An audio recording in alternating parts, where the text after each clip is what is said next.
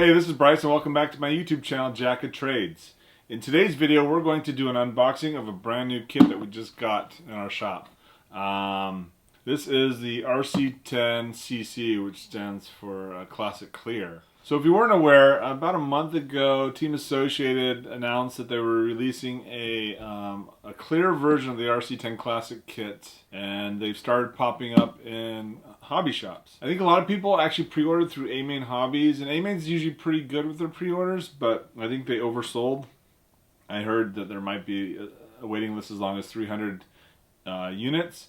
But the local hobby shops have been getting them, and late this week, people have been posting videos of their kits showing up and doing unboxing videos. So we're going to go ahead and do our own unboxing video, and I'm actually going to compare it to my other Riri. So I've got the whole collection of Riris now. I've got the Classic, which came out in 2013, then I've got the Worlds, which came out in 2014. These were kind of a celebration of the 30-year anniversary for Team Associated and the RC10.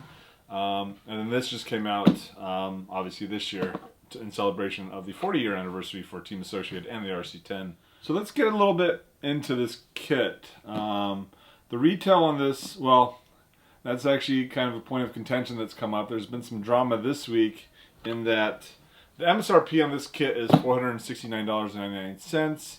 The hobby shops pre-sold these, and then the quote-unquote retail on it is $319.99. However, Team Associated raised the retail price this week to $399.99, and that's, if you go to the website, that's the price on the website now.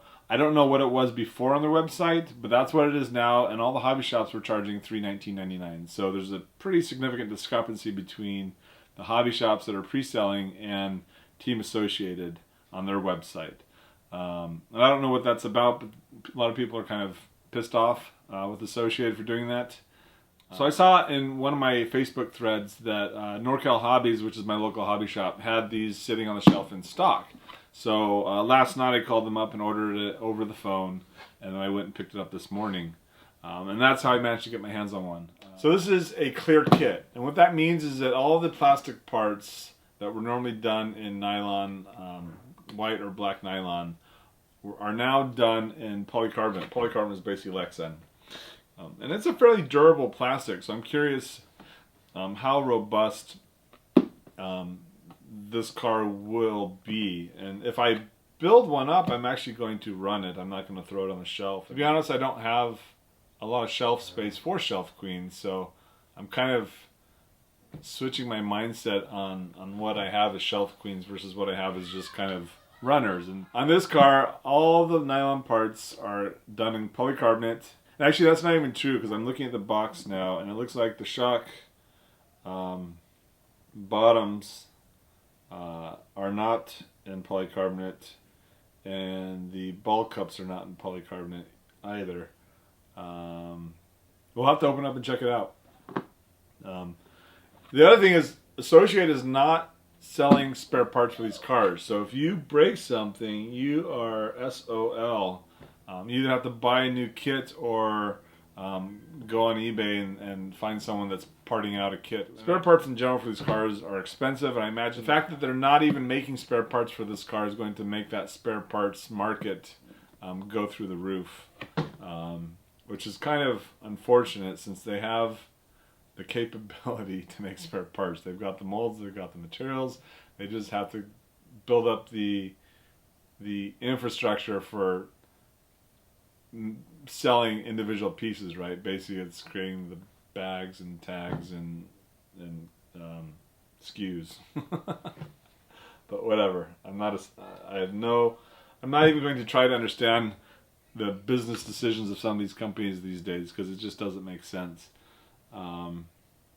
So polycarbonate parts, no spares. They do actually have the bodies for sale on their website, as well as the ball cup. So if you're in the market for the Protect body, or you want to get some ball cups for a restoration, you can get those from their website.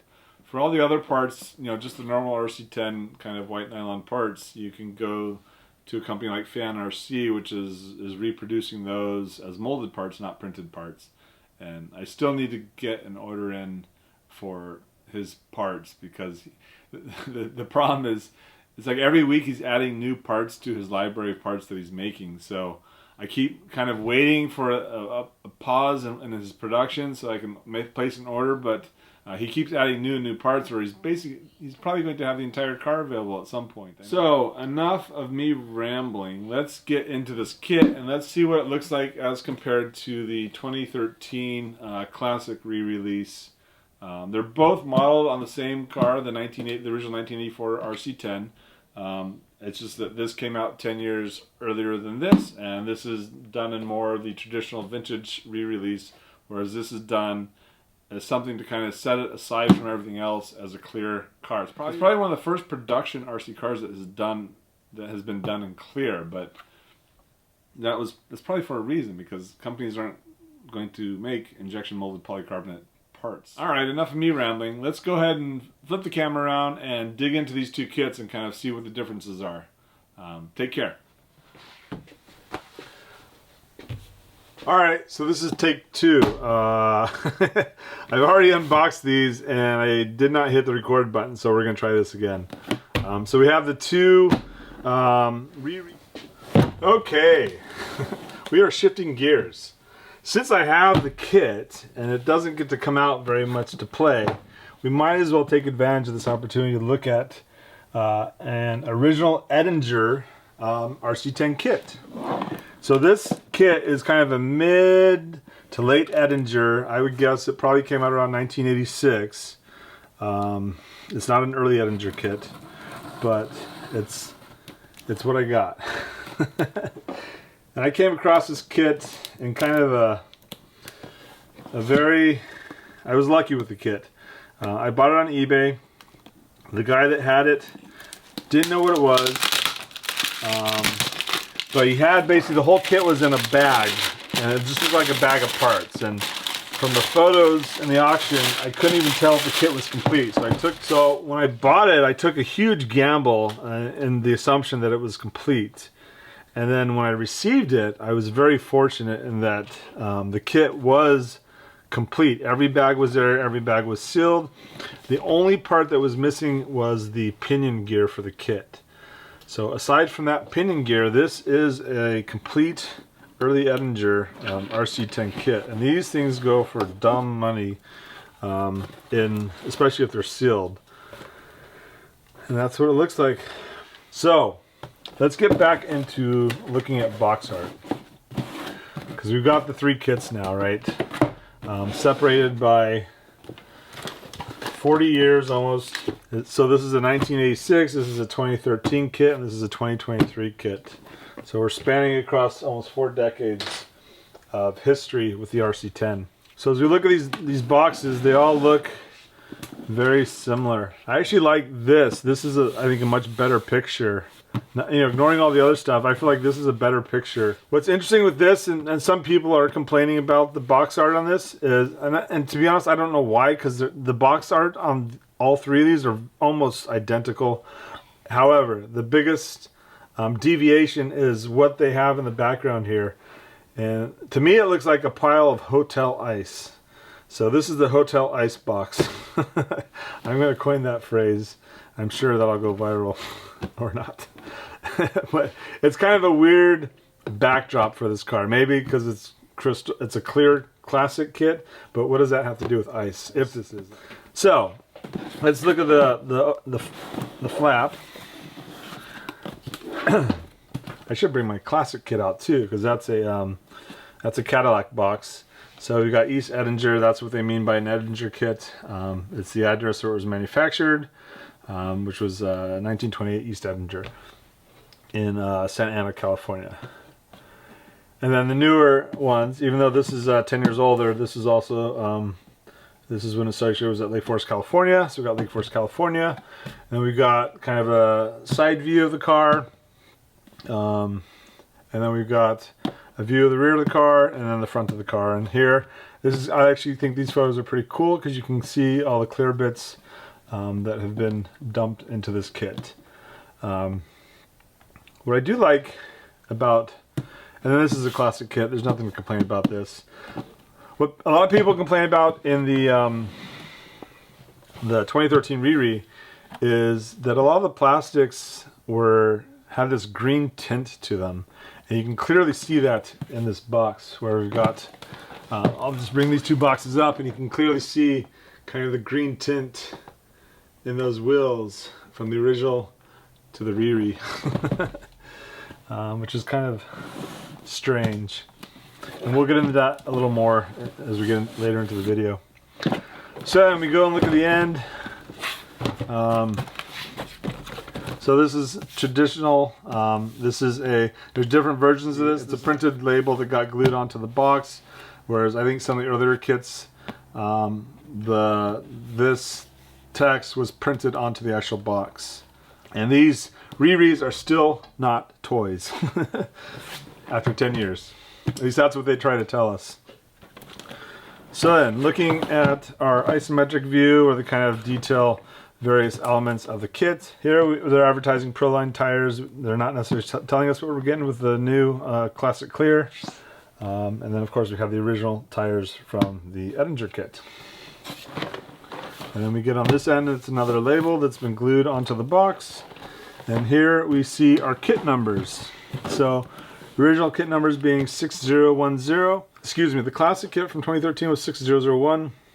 And the new Classic Clear is 6004.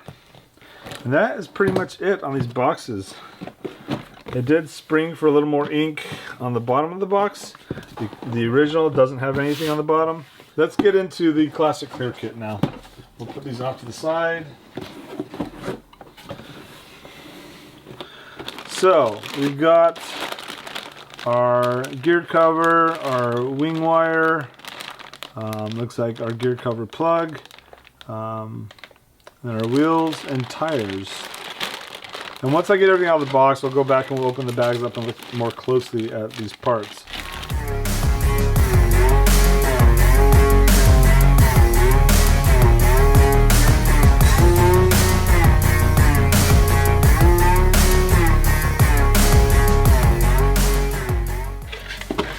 We have our driver. I'm just looking at the I see tooling marks in the vacuum form, and to me it almost looks like they are using a 3D printed buck for their vacuum forming, because I can see layers here from what looks to be a 3D printed mold or buck, which is kind of interesting. It could also be tool paths from machining the mold. I just see like a pattern across this that could indicate machining tool marks. But I see heavy lines here that almost look like 3D print layer lines. But it could also be just steps in your tool path that didn't get smoothed out. So that's interesting.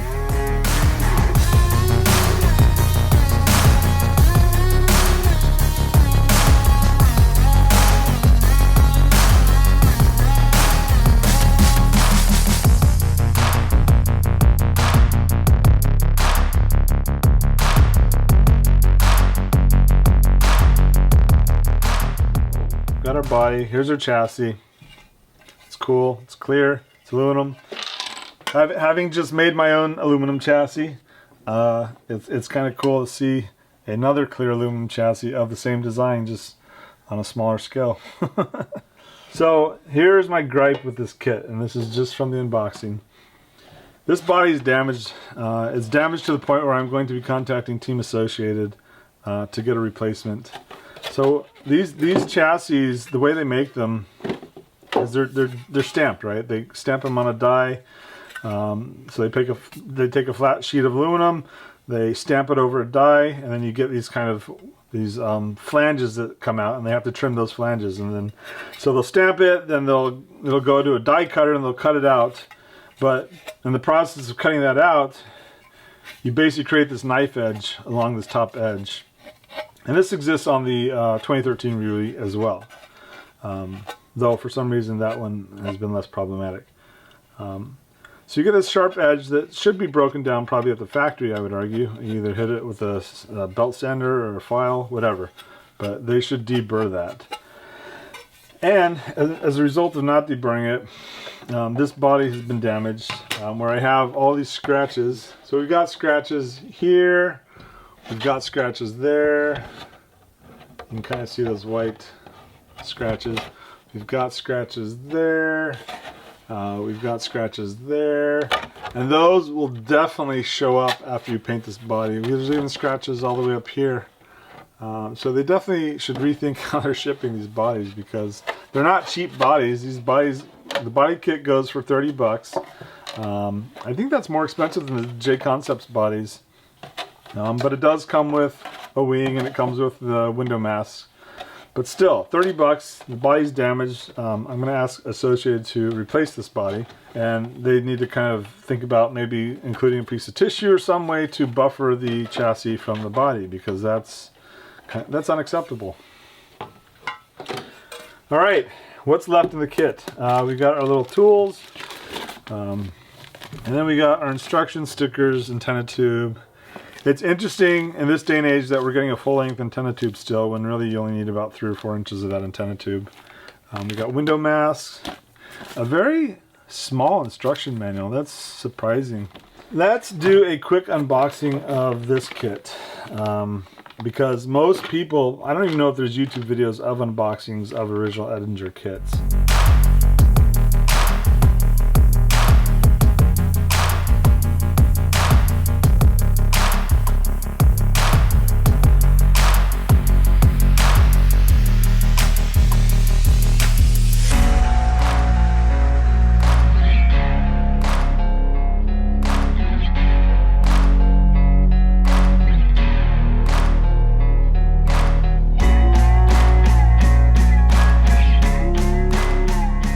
So let's quickly get this guy out of the box so we can start comparing these.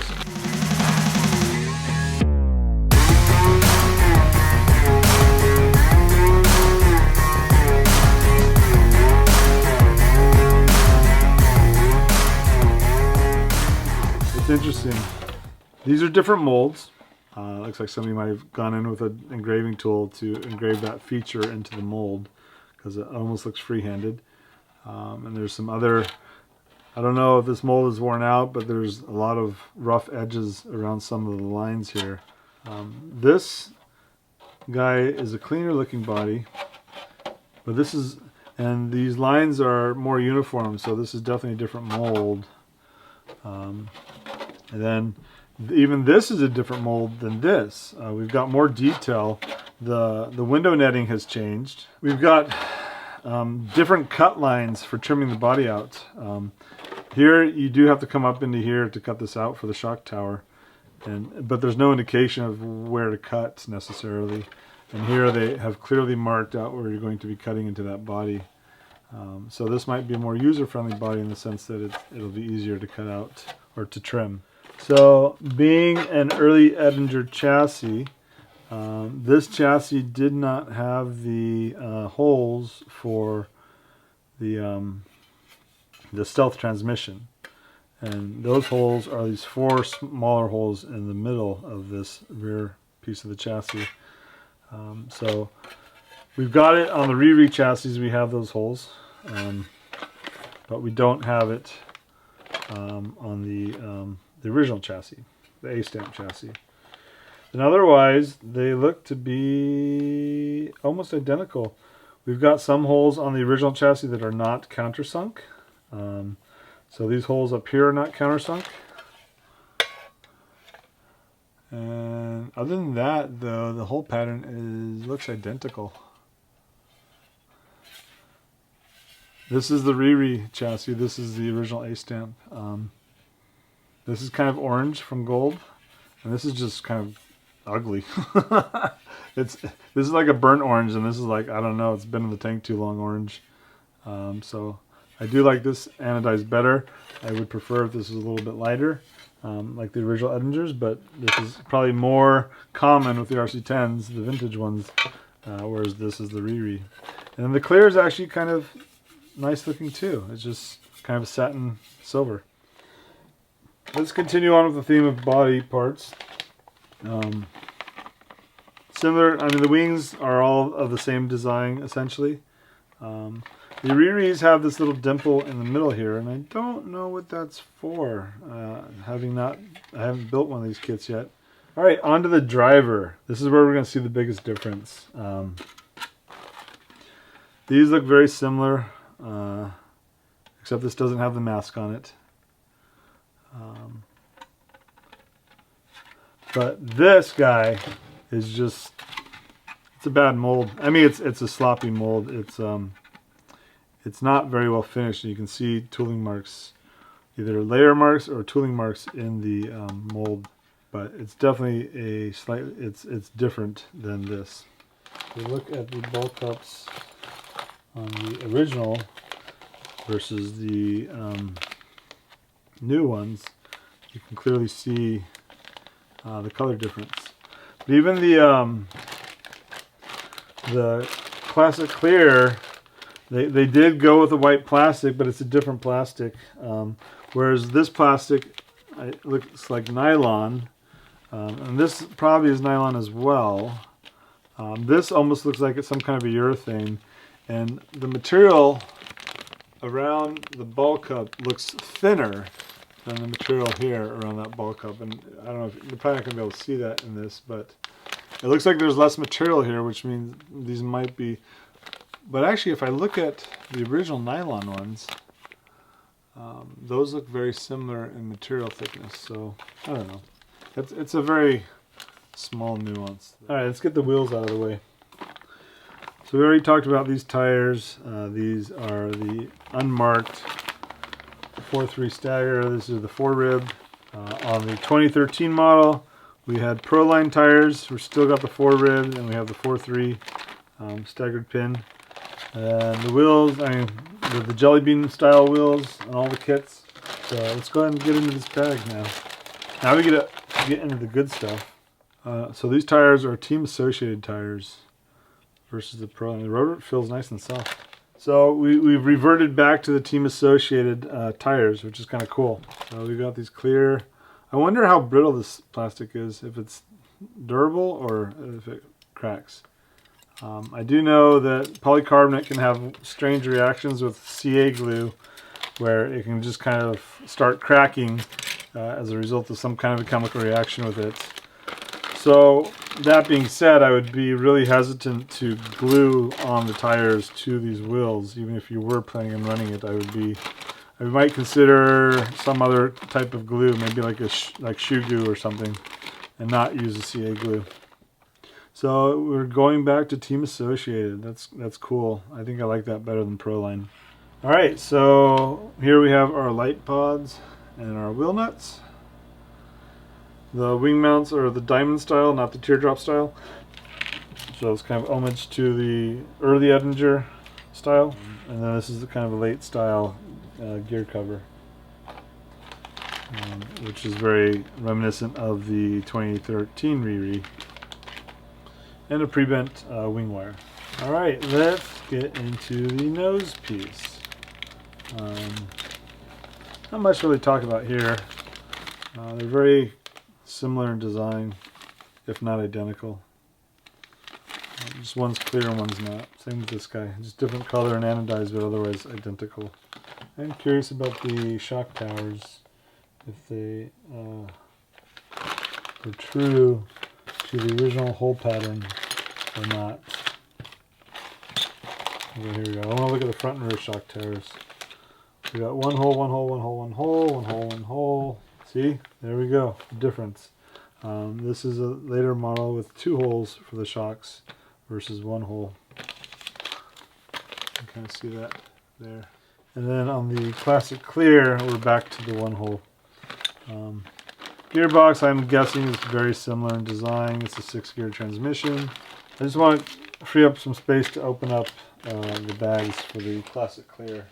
One thing I did want to point out is on the bulkheads, the rear bulkhead, one of the biggest indicators on the originals, the battery cup here goes all the way around. So there's a plate, there's a portion of it that sits flat on the bottom of the chassis. Whereas on the Riris, they got rid of that portion of it. So you can see the difference between those two there. So original, Riri. Okay, so we got some room. Let's open up these bags. This bag we got our rear arms. We got parts coming off the sprue. It's got some pretty heavy duty sprue. I wonder, they use the sprues to flow material to the parts. So I wonder if the polycarbonate doesn't flow as well, so they have these large channels to improve flow. It is interesting. So we got our gearbox, and we see some inclusions in the molded parts, which is probably really hard to not. It's more visible with the clear parts, right? So you can kind of see those imperfections.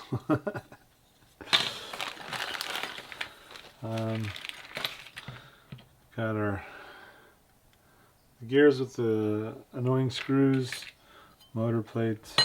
This will be a fun kit, because it is very much like the original RC10. So there's those tiny screws. And our bushings. Front shock tower, our front arms, our steering knuckles, and our arm mounts. Look at that. It's got a big old inclusion in there. There's our servo mounts, not much to see there. 14 grams, that's how much the bag weighs. They used to, like Team Losi, they had problems with bags being incomplete, so they would weigh them to make sure they had all the components in the bag. That's one way to do quality control, is you weigh the bag and make sure it is what it needs to be. This is our rear shock tower and bulkhead. I'm curious why they pressed these in. Maybe they just didn't want people breaking these parts when they pressed it in. This mold had some problems. You can see this back surface is supposed to be flat, and this is kind of, it's very wavy. Fortunately, there's nothing that mounts to that back surface. The shock tower goes on the front, like so. The shock shafts, oil, shock bodies with springs. You only get one set of springs. Our shock ends. I wonder what this guy's for. I wonder if that's for a steering linkage or what. I guess we'll find out. So our clear parts, so we got our spring retainers, our spring adjusters, and then our spring retainers on the bottom. These are kind of, they're supposed to be part of the sprue, but they're loose. And then we got the bushings for the top of the shocks where they mount to the shock tower. This is the battery cup and battery strap and the front brace, the nose braces, and then the battery cup, strap, and antenna mount. The nice big sprue. So we've got our full-length antenna tube, which is odd, as I said earlier. Some double stick 3M tape. Our window masks. We've got 2 sheets of decals. Nice and crisp looking. I suppose there's a lot of ways you could go with the body, right? You could just leave it clear and put the stickers on. Or you could leave it clear and paint on some of the sticker features, right? That would be kind of cool, I think. Alright, our manual. This is reminiscent of kind of early 2000s manual. And maybe this is how they look now. As I said, I haven't built an Associated kit in a long time. It's been more than a decade, that's for sure. The last Associated kit I built was NTC3. But this is kind of reminiscent of that era, I think. But these are fun to, just build. And I think this will be fun to do, and it's a new kit, so you don't have to worry about desecrating a vintage kit. So I'm looking forward to building this, actually. I have that Kyosho Ultima. I keep getting hop-ups for it, and that kind of helps justify why I haven't built it yet. But I think I'm more excited to build one of these RC10s than I am to build the Kyosho at this moment. The car is fairly simple in design. I've discovered that having to design and manufacture all my own parts for the 5th scale, there's not a whole lot going on with it to some degree. So, I don't know. Maybe it's just the nature of the vehicle. I don't really have anything to complain about the kit. I think because the parts are clear, you're going to see kind of imperfections in the molded parts, and those are probably imperfections that exist in other parts, but you just don't see it because the parts aren't usually clear. They're opaque. But the kit, you know, it looks like a fun kit to build, as the RC10s were. They're fun cars to build. They're fun cars to drive. So I think it'll hold true to its heritage. I know they're kind of trying to market it as a shelf queen, and they're not offering replacement parts, which is kind of a bummer, but it'll definitely get run. Not a lot. I'm not going to, probably won't take it to a track, but I'll take it to the park every once in a while and drive it through the tan bark and the grass, but that'll probably be the extent of its life.